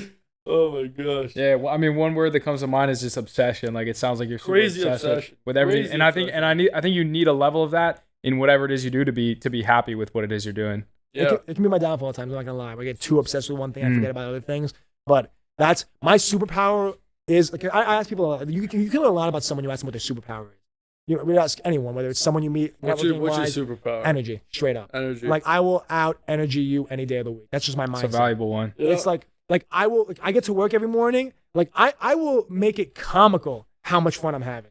Like just so everyone knows I'm having a blast right now at 9 a.m. on a Monday. Just because you guys know Kick the Sheets, Brad Kraut, the guy. From Penn State. So he was in Making Lemonade. So that's another thing I totally skipped over.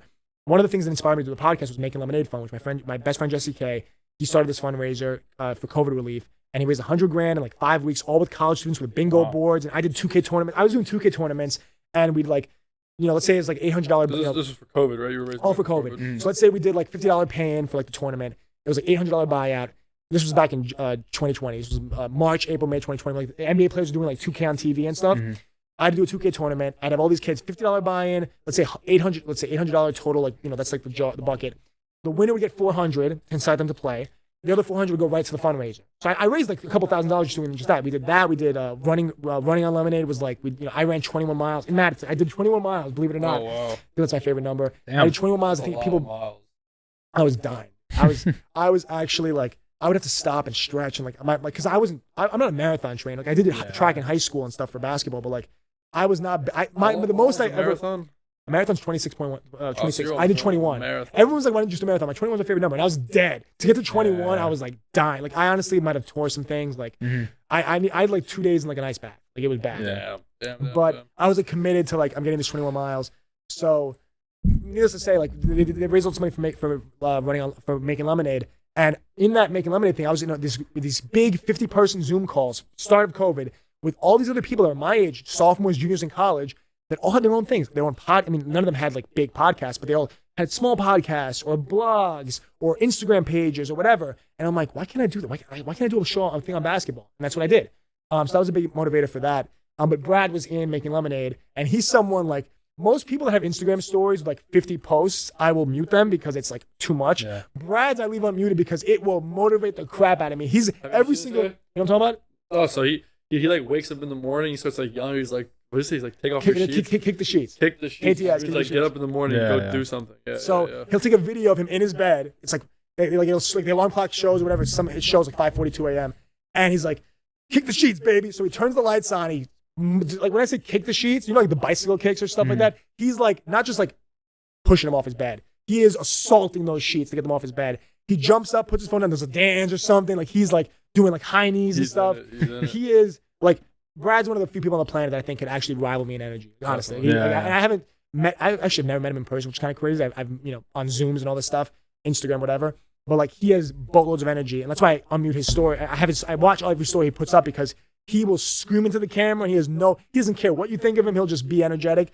But like that's my superpower for sure. Is like I will get to work, and like for example, like there's things at the office where like get someone lunch or do this or do that, and everyone else is like, man, I don't want to get his lunch. Like that's such a whatever. Like I don't want to do that. That's below my pay grade. Yeah. I'm like, that is exactly what I want to do. I am so excited to get his lunch. I'm gonna get the napkins and put the utensils in the napkins and get the sauces on the right side of the thing. Like I'm gonna do this so well, and I'm gonna be happy doing it. And people might look at that and say, well, okay, you're a kiss ass or you're whatever. But like I'm just genuinely happy to be alive, happy to work in basketball, happy to work with people that also like basketball, and just happy to wake up every morning. I wake up every morning. I'm like, I get to be around basketball every day. That's all it is. It's literal obsession, right? And it's kind of funny because like a lot of guys in business, like you need obsession, you need a lot of energy, and like I think a lot of us like don't have that sometimes. Especially like sometimes it's like, hey, you don't want to do it, but like John's just like locked in to basketball. Like yeah. At the end of the day, you got to constantly remind yourself like I have the power to do whatever the fuck I want to do. Like if I'm not happy with what I'm doing, I don't have to do it. But if I'm gonna be doing it regardless and I enjoy it, then I might as well make the most of it. Might as well. Yeah. No. This was awesome though, because it's definitely like a whole new perspective on like life. On life, yeah, literally life. Like yes, new money talks, but also like the lessons that he shared with us, like being persistent. Yeah, it's what the money gets you, which is a life that's fulfilled and that you enjoy. And funny enough, half the guys probably by the time he's 40. Making boatloads of money as some corporate guy, you know what I'm saying? Yep. Make a lot more money than some of the guys listen to this podcast. Yeah. It's nuts. It's like it's literally the obsession. People feed off of it. People love it. Like that's why you've opened up doors with GMs, with like owners, all this type of stuff, and that's what's gonna get you far as hell. You know what I mean? I know we have this question here, like if you could work a 9 to 5, what would it be? I think he'd be doing exactly what he's doing. Exactly what he's doing. There's a question we ask, which is if you were to be paid, let's say $5-10 million a year but you had to work a job, because most people we talk to are entrepreneurs. It's like, what would you do? I think regardless of what you were getting paid, you'd be doing what you're doing right now. Because I've never worked for money in my life. Like, I mean, like whatever I get paid, whatever it is, like everyone always like I never did the show for money. I never Yeah. did it with ads to like only for the person making money. It was all about connections and meeting people. And the whole idea is like I want to wake up every day and think about basketball. I've been blessed that literally since my freshman year of college, since I got cut from the team, it's funny, since I got cut from the basketball team there, I've only thought about basketball because whether it's coaching, I wake up and I'm like, I get to do basketball today. I get to go to a Knicks game. I get to go to a gym and coach. I get to whatever. I get to play picket, whatever it is. Like my life will never be about like if as long as basketball, I don't care what I'm getting paid. I don't care what my hours are. Yep. I'll have fun doing it. Yeah. So in terms of what the 9 to 5 would be, I mean, if I could create a job for myself, would it be like some job at like the NBA or something where like I'm like going to games and stuff and like I'm overseeing things and like my job is like go and like just like oversee things and like just watch the games and meet people. If my job is like just to work for the NBA and like go to games, like meet people and network, like that'd be my job. Yep. If I could just be at Summer League 24/7. People after It's only one season. no, but I'm saying like if I could be stuck in a loop. I You know know what I what mean? you're saying. Yeah. Like because Summer League's 2 weeks and everyone afterwards is dead. I'm dead too. I'm not gonna lie. After the 2 weeks, like I get home and I just sleep for 3 days. Because when I'm there, I don't sleep at all. And honestly, I don't feel tired. Like I'm there. Yeah. I'm running on 3 hours of sleep like a couple days in a row. You're pumped. But like it doesn't matter. He's Like pumped. I'm like the thing with Summer League, it's like who am I gonna meet today? Yeah. That's what's kind of the obsession is not so much like, oh, am I gonna make money? Am I gonna it's not like am I gonna connect with someone that's gonna change my life? Am I gonna connect with someone that's like a big deal? It's more like am I gonna meet someone that I've never met before that's gonna like change my perspective on things, that's gonna give me a cool story because sure, it's Tommy. Tommy's the easy one I go to because he's a GM, and there's other guys. There's Kobe Altman's GM of the Cavs. He coached. I've kind of neglected to mention him because he wasn't on the show per se. But Kobe Altman, the GM of the Cavaliers, he coached at Xavier. So when I started coaching at Xavier, I actually didn't know about him because they kind of keep it on. They don't really talk about it too much. But the GM of the Cavaliers, or the president now, he was a coach at Xavier when he was 26 years old. He was coaching the freshman team for free, volunteering, and during his lunch hours because he was doing real estate. He was making a lot of money doing that, but he wanted to be on basketball. So he called my coach up and said, "Hey, can I come by your school and just volunteer with the freshman team?" My coach was like, "Yeah, come by, like whatever. Let's see what you got." And he came by every single day and just put his heart, all his like heart and soul into it. And he ended up working for USA Basketball. Then he was with the Cavs, director of play personnel, and now he's like 30. He might be older now. When he got the job, he was like 36. He might be 40 now. I gotta look at. I should know all this stuff. I know everything about his story to the back of my hand except for how old he is. But he was 36 when he got the job, and like he was a GM of a team at 36. He was coaching Xavier at 25. So it's like, but it's because he took a massive obsession. He left his 9 to 5 real estate job. Like obviously nothing wrong with 9 to 5, but like he left that job for a long part of the day to volunteer to coach freshman basketball, which, coach makes a phone call. This not, you meet this person, meet that person. Now he's at the Cavaliers. It's kind of crazy how fast he can move. And like, he might have been a no one at the time, but now he's like one of the most important people in the league. And it's like, that to me, it was never like, who am I going to meet that's a big deal? It's who am I going to meet that just I want to meet someone like-minded that loves the game that will eventually become a big deal because they love it so much. Yeah. That's it. So I got a quick question because I think it's relevant to a lot of people, especially when they're in like, 20s, approaching their 30s, is kind of their upbringing in general. And so my question is, you mentioned a little bit what your parents do, but what do you think, how do you think your parents influenced where you got to today? Do you think there was any point where they were like, we kind of want you to do this, and you were like, I don't want to do that. I know exactly what I want to do. Do you think you saw what they were doing in their professions and you were like, I don't really want that. I want something else. Like, tell me how your upbringing, what your parents did as a profession, either, when you were growing up or now influenced what you're doing. It was huge. And not so much that like, they never pointed me in a direction, but my parents, like the one thing, because they never pointed me in a direction or even ever like helped me along with it in terms of like pushing me towards it, but they allowed me to do it, if that makes sense. Like they supported me in everything I've done in terms of like, they never were in basketball to kind of give me any hand. You guys always talk about no handouts and stuff. Yep. They were in basketball to give me handouts, but they also like never impeded me once because they saw that I loved it so much. That was kind of the biggest thing was like the biggest thing my dad ever did. And like, sure, both is helpful, right? You need I would have been better at basketball straight up if my dad forced me to do it when I was younger, which he never did because he never liked basketball anyway. But let's say he forced me to do it at 5 years old, I would have been better. And also if after I scored 0 points or after I rode the bench, he yelled at me for riding the bench, which I'm happy he didn't do that because that messes kids up. He's like, oh, you're all good. Like, it happens. So what my dad actually did, which I think is much better, he never said like, it's okay, you only scored 0 points. He never said that. What he did is we'd get home, I'd get in the game for 2 minutes, right at the end of the game. This is Goya Greek League basketball, a league where I eventually ended up becoming like, MVP level guy, whatever. I was the only guy that could dunk in the whole league. Yeah. But before that, I was a bench warmer. Like my freshman year, I never got into the game. My senior year, whatever, like it was a much different story because I got a lot better. But my freshman year, I never got in. So we get home after the games. I'd play 2 minutes in the game. I'd be all pissed. I'd play 2 minutes. My dad would drive all my friends and stuff because So all my friends scored whatever 20 points, whatever. Like I'm in the car, like I'm the scrub, I'm the bench warmer. I'm sitting in the front seat because it's my dad's car, but like I don't deserve to sit in the front. You know what I mean? Like, I should be in the back. Like I put me in the trunk. Like I got no burn today. But we'd get home. My dad would immediately plug his phone into the computer. I'd go take a shower. I'd come down to have dinner. And my mom would go get your dad. I go down to get my dad, and he'd be on his computer watching me play. Yeah. And I didn't score or do anything. And I'd be like, Dad, what are you doing? I didn't score. He's like, when I was a kid, I never played sports, and I just love watching you run up and down. So that to me, like that to me is pretty impactful. My dad would literally watch me run back and forth on defense for like 5 minutes, and he'd watch it on loop to watch how I'm running back and forth. Because when he was a kid, my dad never played sports. My dad was always, into law. He was kind of, nerdier per se, whatever. Like he never really did that stuff, especially in the 60s. Everyone would go out and play. Like, that's kind of we're the antisocial generation. My dad never went out and played. My dad was always inside studying, whatever. That was what my dad likes classical music, that kind of thing. But so he never liked basketball. But because I liked it, he'd watch games with me. He'd come to camps with me. He'd drop me off. My dad never, like, he couldn't be at every game, of course, because like, obviously had a big job and he was always working and stuff and doing all that. But he never stayed home and missed it. He never missed a game because he was staying home. Ever. Like if he missed a game and I had to go with my friend's parents, it's because like something big was happening. I obviously understood. But like every game he could be at, he was there. He was recording. Even when the moment I come in, I'd see the phone fly up. He'd record. We'd get home and he's watching me run back. I don't even want to watch that thing. I don't want to watch. Burn that tape. Like, and we still have that. And we still watch it sometimes. Like me, like as a young kid running back and forth. So that was the biggest thing my dad ever did was like he never put a ball in my hands. He never went outside and shot with me or anything like that. I mean, as a joke, maybe I'd take him outside and shoot, like, because he can't shoot and stuff. He holds the ball like this and stuff, whatever. But like, he supported me. He loved that I played. He loved that I found something I liked. He loved watching me play. Like he loved, because obviously I'd always play with Greek kids and stuff.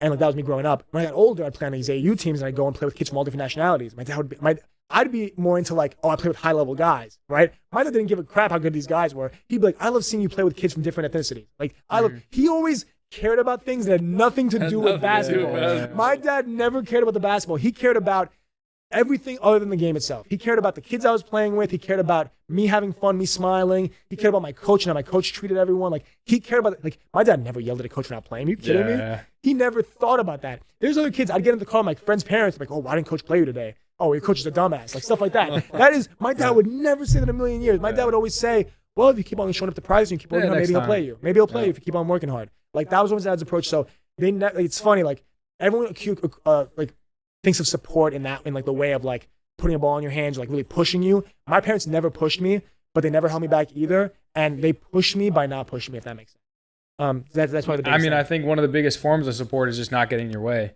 Yeah. I know so many people that aren't where they want to be just because their parents, family, friends just got in the way. And I think just not having people in your way is a form of support in and of itself. Definitely. For sure. Cool.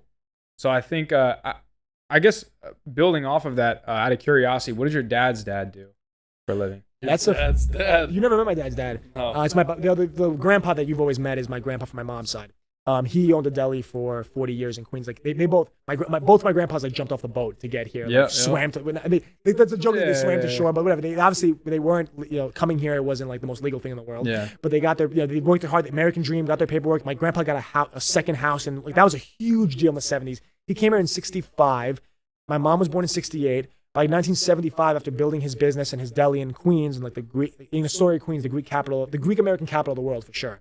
After building his deli there, he had enough money to buy a second house in Long Island that, there was a church out there and all his buddies got houses out there and all of them were more, they all were here in the States for longer, second generation, he was first generation.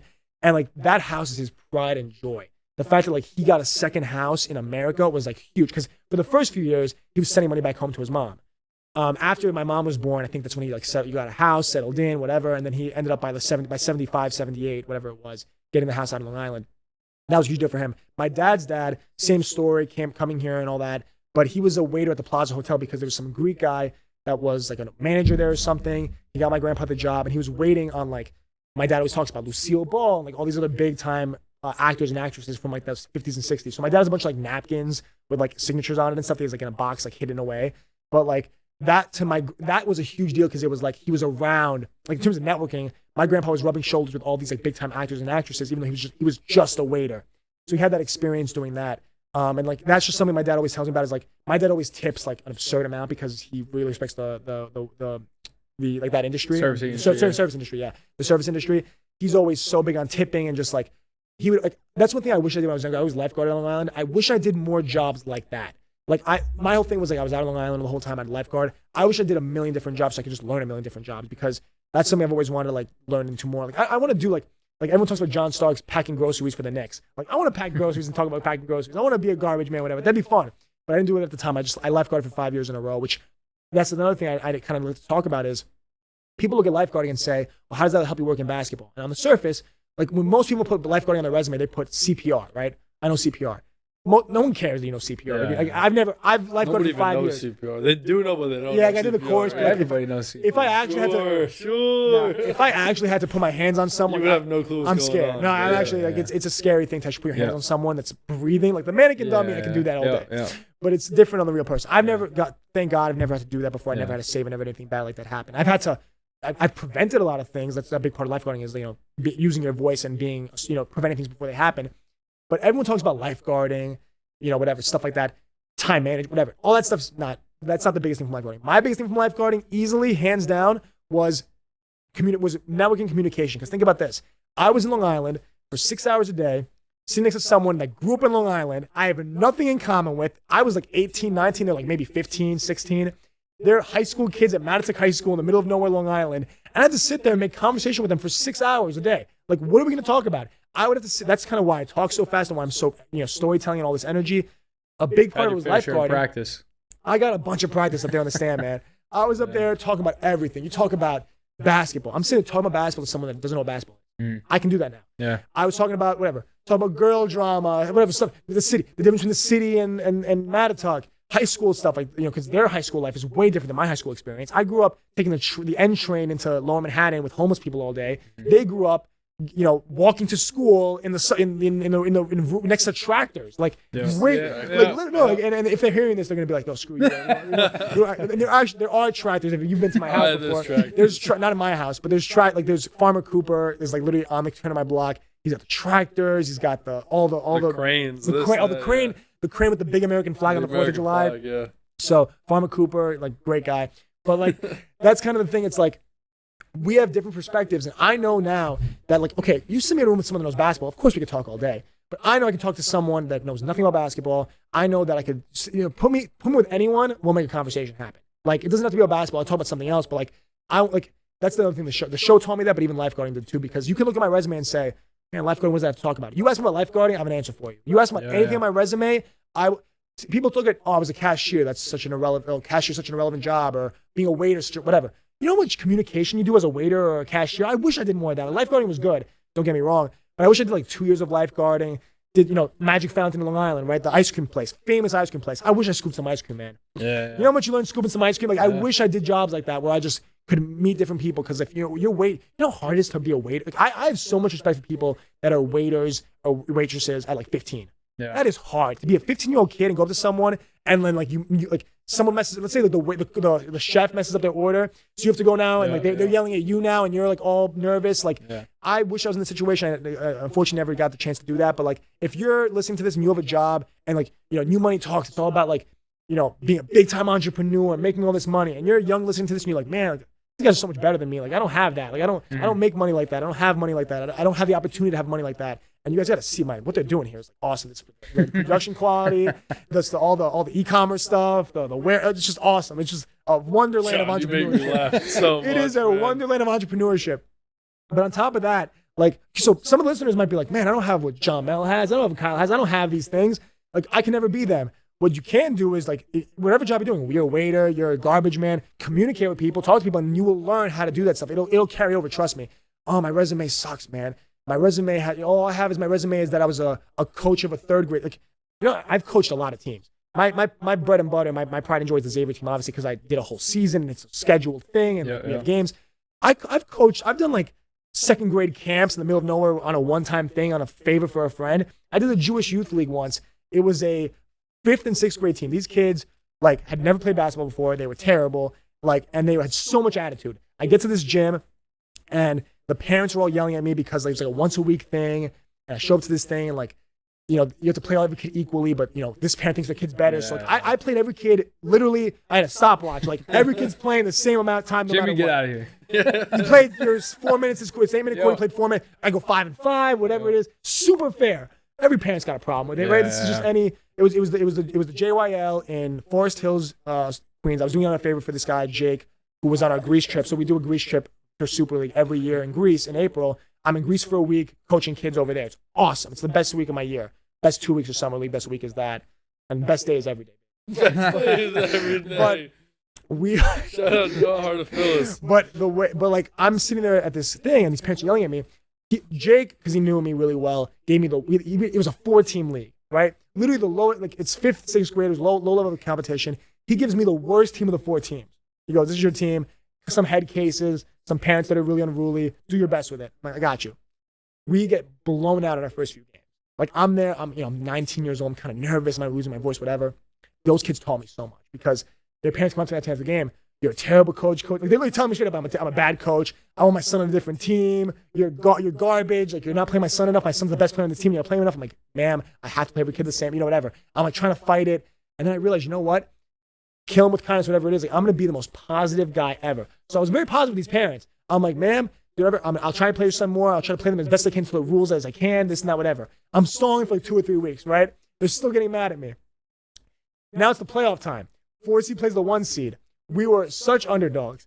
When I tell you, it was kind of cheating in terms of like the way I was coaching because I was on the floor moving kids. Straight up, like when I tell you coaching, like this is 5th, 6th grade, I'm not actually moving kids, but I'm like, "Go there, go to the block, do this, do that." I lost my voice coaching in this league like crazy. And I'm screaming at these kids, and we're getting hyped. The final score was like 11-10, and we beat the 1 seed. And the kids were so happy. We had something similar. Yeah, you hear the story. We had what? We had 4th, 5th graders. What were they? You guys were coaching? Okay, you guys coaching 6th, 7th? 7th, 8th grade. 7th, 8th, yeah. So these guys took on a league. They stuck it out. I only jumped on for probably the second half. But yeah, we had a team. They're pretty stacked, but it was all the teams were pretty equal, and it was cool. But we weren't the best team in the league at all. And then like I think we won some games, lost some games during the regular season. We get to the playoffs. First game we won because the team just like wasn't good. We got to the finals against like the best team. They had one kid, 8th grade, could dunk. Like this kid's like probably played Division I college one day if he keeps going. Yeah. So like it was just unstoppable. And then like somehow we were down by like 20 at a point. Okay. With probably 7 minutes left. Yeah, somehow, some way we tied it. It went into overtime. And then like there was some stupid rule in the league where it was like, first point wins. Okay, so in overtime. So then like we like argued it and like we agreed with the other coach was like, "Hey, like sudden death, like let's play like 5 minutes or whatever." That helps him more than helps you because you're the other guy. Yeah, but also I was like, "Look, this kid's just gonna get the ball." Yeah, he'll just get first point. That's true. But it's more like you have a shooter's chance. Funny enough, I think we got the first point. Yeah. Okay. So we would have won that, and then like we ended up winning by like 5 or 6. Yeah. And they were so upset because like I think they won every game in the whole season. That's crazy. Like they're like by far the best team. Like the coach was like upset. Me and Kyle were like on the bench. I don't know. We're just cheering with the kids. We're doing the same thing, coach. Like we're just screaming like, "Yeah, you go here." Like I was moving kids. We had full court presses going. Full court presses. It's like a fun little summer league. We were doing stuff where like a kid would like hit a layup. I'd grab him on the side, like stand right here. Everyone go back on defense. They like get a steal. I'd be like, just chuck it, chuck it to the kid here. And like they'd be like, "Whoa, where'd this kid come out of?" Like stuff like that. It was just fun. Like similar story, man. And coaching kids is great. And the only way we were able to do that is because we've experienced that shit. Like we know being down at 20 and actually coming back and winning, or being down in 2-3 in soccer with 20 minutes left, and we come back and we end up winning it. And so you get the experience, and then you're actually able to project it into teams. 100%. Yeah. This has been good though. Like we've been going for a while, haven't we? Yeah. Where are we at right now? I don't even know. I haven't checked my phone in a minute. This is scary. We're hour 20. 10 minutes off the longest episode. 10 minutes off the longest episode. I love breaking records. I love doing things. I'm trying to go home, man. I love doing things that have never been done before. You know that. Everyone's got work tomorrow. All right, let's see. What's another good question? I want to talk about MSG and socks, right? Okay, so I love talking about socks. So like for example, I think it was like 2-3 weeks ago, you brought me to a game with the Knicks, right? Yep. This was like the best experience, one of the best basketball experience I've ever had. Basketball. Can you take a top 10? Top 10. I don't know. No. It's up there. It's up there. It was a great double day. It was great. So I've been asking John to go to a Knicks game for maybe like 2 years now. I've been texting him for like 2 years straight. Every time he's always like, "Oh, I got this guy coming. I guess it just wasn't important enough for like to go into these games, but like it is what it is." He kind of worked some BS to get me to go. What BS? So like he wanted my girlfriend's friend to come so that he could meet his girlfriend. We had a great time. It's a whole thing. Whatever. We arranged it. We go to this game. Thank you, Vanya, if you're listening. John's girlfriend. We get there and I'm like, "Hey, John, where's the seats?" He's like, don't worry. And I'm just like, all right, like what does that mean? Don't worry. He's like, "Yeah, we're gonna get in. Like, don't worry. Like I've been here like a million times." I was like, all right, I'm following you. So we get inside and like we walk to like I guess it's like zone like 1 or 2 or something, like kind of like not courtside, but like what's that area called? Like it's section. Yeah, section 1, section 2, like that area where it's like you're like not like in the rafters. You're like kind of like down low. You're behind the basket. You're behind the basket, maybe like 20, 30 seats up. So I thought we were going to sit there. I was like, "Oh, this is great seats, like whatever." Next thing you know, John walks by the security guard, like just says, "Hey, what's up? How's it going?" to the guy. And he's like, "Oh, these are my people." We follow him. So like now we're like 10 rows from like courtside. I was like, all right, this is like, what are we doing? Next thing you know, he's like, all right, just sit right here. We're like in like the 5th row or something like that. And then he's like, all right, like get up. I was like, where are we going? He's like, oh, like we're going on the court. I was like, no, we're not. That's crazy. So next thing we're on the court for like a good 25 minutes. Like until the game started. Yeah, until the game started. Like the whole pregame, like we saw them come out of the tunnel. Like we saw them warm up, like everything right there courtside.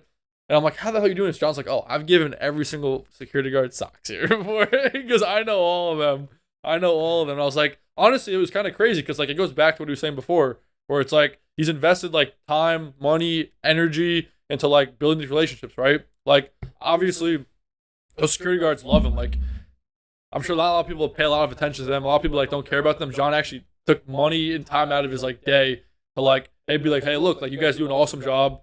You guys like protect the court." Etc. And also like he gets the perks of like bringing his friends down there. I'm sure he goes down there all the time, meets players, etc. And I was like, wow, like, this is crazy. And like when I first met John, I learned about the whole sock thing. I was like, what's this guy doing?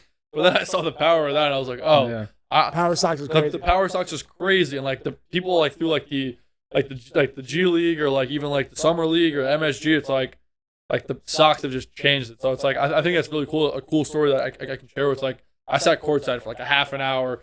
Tickets that I looked up that would have been like $5,000 to see. You had a great picture there. Yeah, great picture down there. And then also, I'm like, "John, where are we sitting?" He's like, "Oh, don't worry." Next thing you know, we're sitting like on like the 10th row. And he's like, "Oh, the security guard hooked it up." I was like, all right, appreciate it, man. So like, that's a cool story to really understand like, hey, like the power of like what this guy does, the obsession he has for the NBA, like the just like the kind stuff he says about like the way he treats the people in the NBA, stuff like that. Yeah. At MSG, like no one can do that, right? Like an NBA player probably do that, but like this guy like can do it, right? So it's pretty crazy. Obviously, he's not like a big like drop shipper e-commerce guy, but like he's a big basketball guy, and like you know what I mean. If you ever need tickets, maybe if you're nice to John, I doubt it because it took me 2 years to get a ticket. It took me 2 years. Come on. And he blackmailed me. What you just explained was a top 10 experience in my book. It sounds like it. It was a great you remember time. the details so vividly. We get on the court, 10th row, we're waiting. The guys come out of the tunnel. Come on. That's top 10. I even got to dab up the security guards for God's sakes. Like they were like, "Oh, you're John's friend? Well, you're my friend now too." I was like, "Oh man, this is like top notch service." They don't know. They don't know me as John. They know me as Sock Guy. Sock Guy. Or John Sock Guy. Some of them depends. Like which some I know really well. They know me as John. We talk. But I was just seeing. I have a question about MSG though. So like, what was the job there at MSG? Like, what did you do there? And like, how did you even get that job at MSG too? So it's a good story. I was interning for MSG Networks across the street. So not even like MSG, not even like the sports and entertainment division, the network, like the TV channel. That's what I was doing. So I've kind of always found my way into basketball through like. I've always been good with computers. When I was 14, I kind of skipped this part over, which is another pretty important part of my story. When I was 14 and I was in high school and I was getting cut from the team all the time, I had this YouTube channel called JH Productions. You have a lot of YouTube channels. That was my main. That's my personal like main one. The Gen Z Hoops is like the obviously that one. And I manage a bunch of other ones because whether it's like for Super League or Xavier's YouTuber, like I have like 10 Instagrams on my phone like at all times. Like it's a little bit overwhelming at points. But in terms of my own YouTube channel, I was 14 years old, 13 even maybe at the time. And I was in 8th, 9th grade, and I would find videos of, let's say, James Harden, right? I always liked him because he had my initials, and I was started, this is back, like, not like, not step back James Harden. This is like Euro step, like fast James Harden. Like OKC type of stuff. Okay, so no, beginning of Houston, too. Beginning of Houston, James Harden. I always liked him. I always liked guys. I always liked Blake Griffin because I just liked the idea of dunking on people. So I'd find like 10 mixtapes of James Harden. I'd download those mixtapes, YouTube 10p4, whatever. I'm 13 years old at this point, keep in mind. This was my hustle. And I'd download these videos, I'd cut them up, get like the clips I want from those videos, and I'd put my own song over it, time it up the way I wanted. I was editing that way, and I post these videos. My first video ever with Blake Griffin, this is my third video ever maybe, got 40,000 views in like the first 2 days. That's like the way YouTube was like TikTok, basically, right? So I get these 40,000 views. I'm like, wow, like this is so cool. Let me keep on doing this. So I did a couple more videos. Then this is the dangerous thing that happened. I had people in my ear like, oh, you make stupid videos on YouTube. You know, I'd go to a party, but go to talk. You would have had a big channel by now. I would have a huge channel by now. Huge. No regrets on that, but like it would have been like overtime or something like that. It would have been. It would have been big. Big time. Like it would have been a much different thing for my like. If I for example, if I started my podcast now back then, I mean, I'll never regret anything because obviously it happened for a reason. Yeah. But if I started my show back in 2014, are you kidding me? Like, what I'd have now would be insane. Yeah.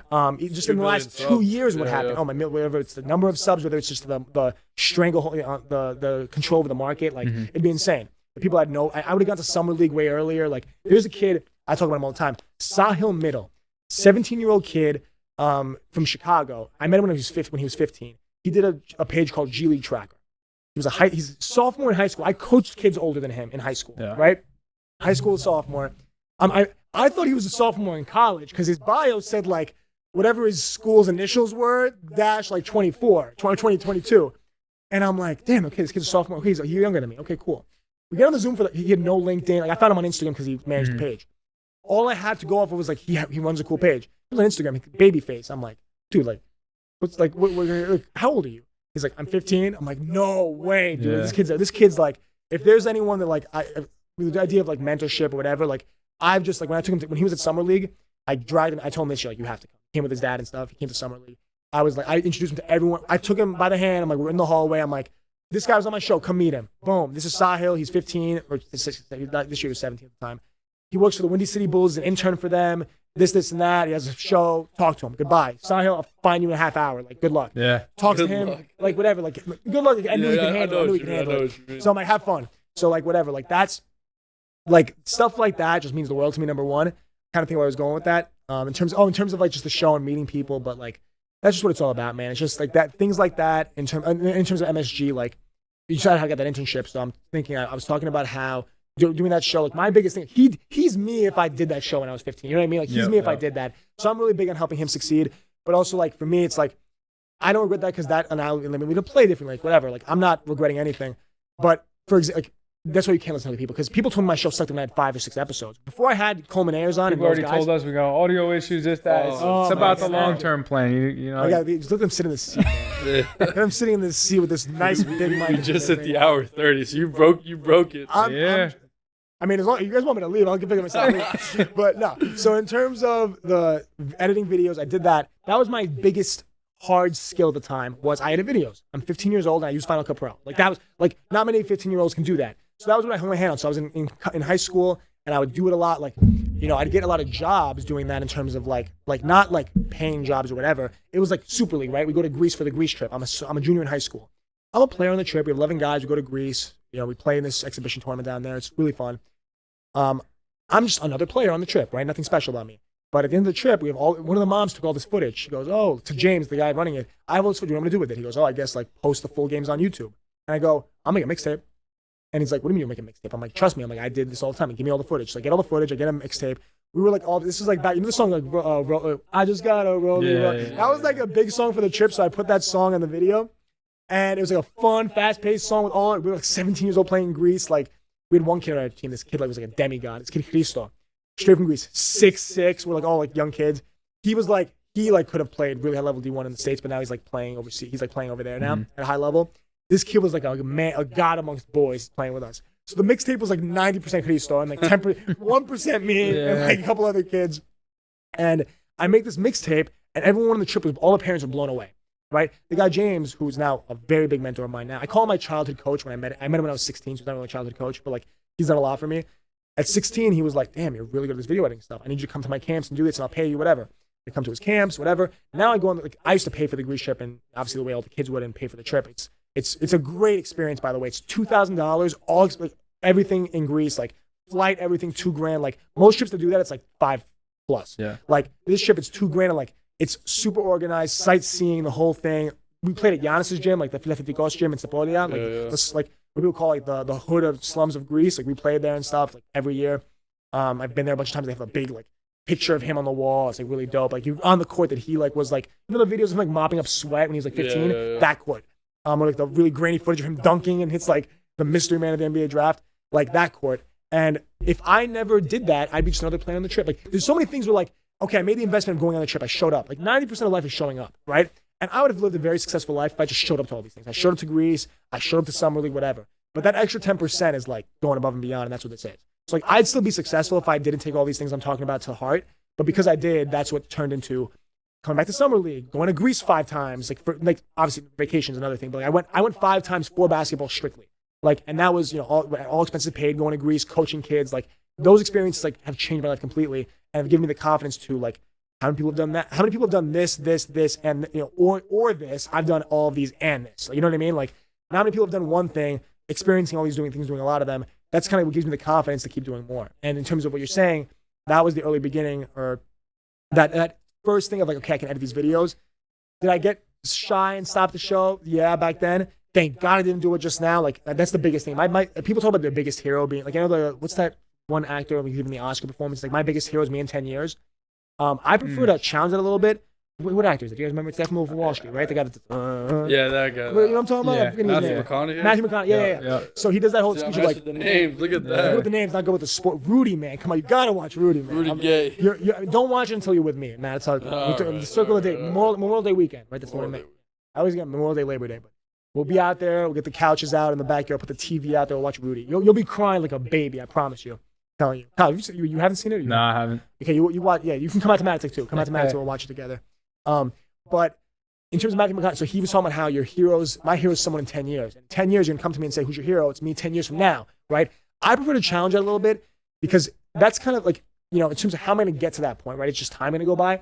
I prefer to think of myself as a hero being someone in my past, right? Me overcoming something big time. So my hero, I have a couple heroes. The hero I think of now, because it applies to most of what I do now, is like my hero is me on June 20th. So my birthday's on June 21st. On June 20th, June 20th, 2020, I said, no matter what, come hell or high, no matter what happens, I'm posting a podcast on June 20th because I'm going to post it as a 19-year-old. That was my whole thing. It's like, I will post it. Even if it's just me saying, hi, my name is John, I am posting a podcast. And obviously, I want it to be a good podcast. Yeah. So I'm going to do my best to post it. I'm not going to sit there and say, oh, well, the audio's not right, or oh, this isn't good, or oh, I'm going to sound stupid. I'm going to post whatever I post on my Instagram story for everyone to see. This is my podcast, right? Because I tried podcasts before. I did a show my freshman year of college because Jesse K, he really influenced me to start the podcast. He had a show called Trendsetters. Or first it was 20 under 20s, and then it was Trendsetters. And his whole show was interviewing successful entrepreneurs. And Jesse was verified and all these followers, and he met Mark Cuban and was on a private jet with oh my God, I'm blanking on names. Joel Embiid when he was with the owner of the Sixers. Oh yeah, he's in the whole thing when he was 17. He was doing that stuff. So we're freshmen in college together. We met each other in a class because he saw my backpack. He said, "Oh, that's basketball. You Xavier basketball? Like you play basketball?" I'm like, "No, I coach high school basketball." I'm like, "Whatever." We start talking, and then all of a sudden he's in my dorm room. We're playing 2K together. Now we're best friends, just off of like him seeing my backpack. That's another thing is like have call outs on you. Like the big thing with me in the show is people think I post on my Instagram story so much to like flex on people that I'm at Knicks games courtside. I don't care about anyone. Like all the people that think I'm flexing on them, if you think I'm flexing on you, I don't care about you because you're not important enough to flex on. Like that's not like you know what I mean. Like if you think, oh, John's flexing on me, you have your own problems and you're worried about like that. I'm not thinking about anyone else. I want guests to come on my show to look at that. Not think I'm flexing on them and think, oh, how cool is it that John's doing that? I want them to see the things and see the Knicks and think of me, right? I have guests when they come to games before they. I text guests the day before. I'm like, hey, you're gonna be at the game tomorrow. Oh, you're gonna be on the court. I'll see you before. Blah blah whatever. But sometimes I get a text like 2-3 days before, and they're like, hey, John, you know, we're getting ready for our flight to New York. Are you going to be there? Like, you want to get dinner with the night before? And the only reason they're thinking of me is because they see my story and they say, Knicks, John, Knicks, John. That's all I'm trying to do. So it's all about touch points. Like, socks, John, Knicks, John. Like, that whole thing is if someone sees something, they think of you, right? The goal would be basketball, John. Like, my mom, right? For example, right? It's my mother. She loves me. But, like, when someone in her office says basketball, who do you think she thinks of right away? Me, of course, because I'm her son and basketball, whatever.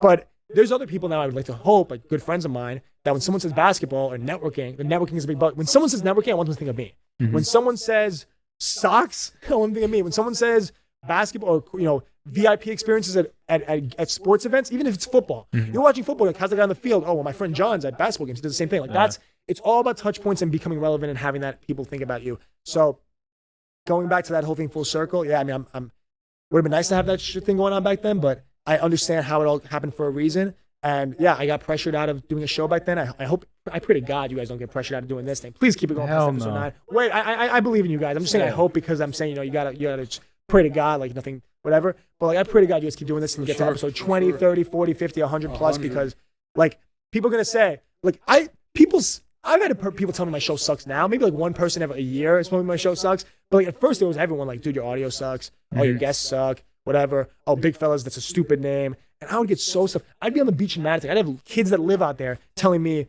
oh, you have a podcast? That's cool. When I had Coleman on, right? I'm like, I went to the beach that day when I was lifeguarding. I'm like, oh, I have the best thing. This guy Coleman Ayers came on my show.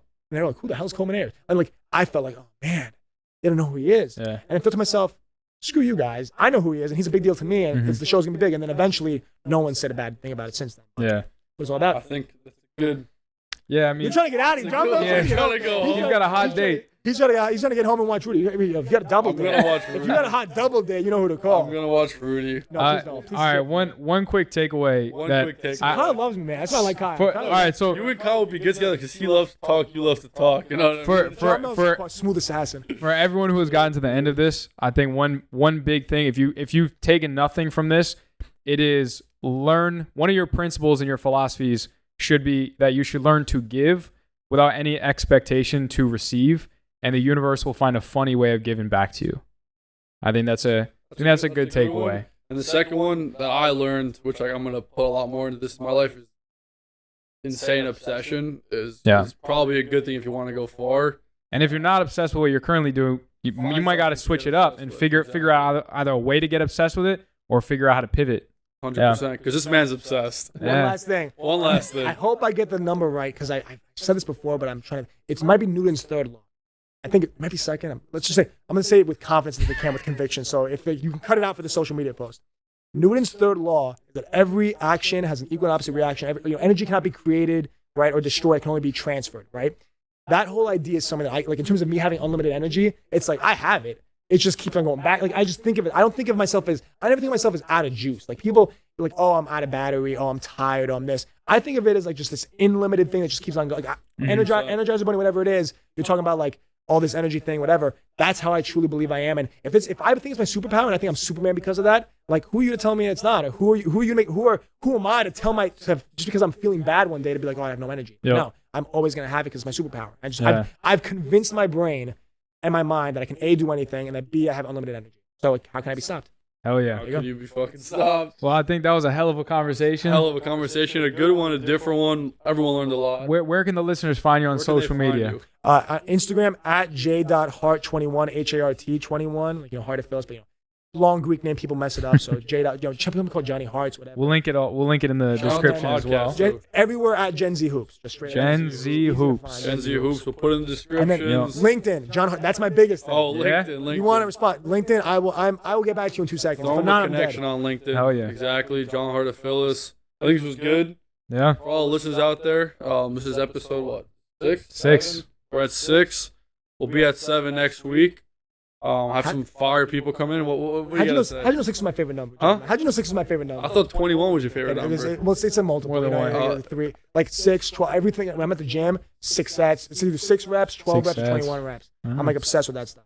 I don't do 20 push-ups. I do 21 push-ups every time. It is what. 12 instead of 10. Always got to do that extra one. If you're still listening, like, subscribe, comment, Spotify, Apple, you know the stuff. We'll see you next week. We'll catch you next week. Thank you, everybody. Thank you, John. Appreciate you, bro.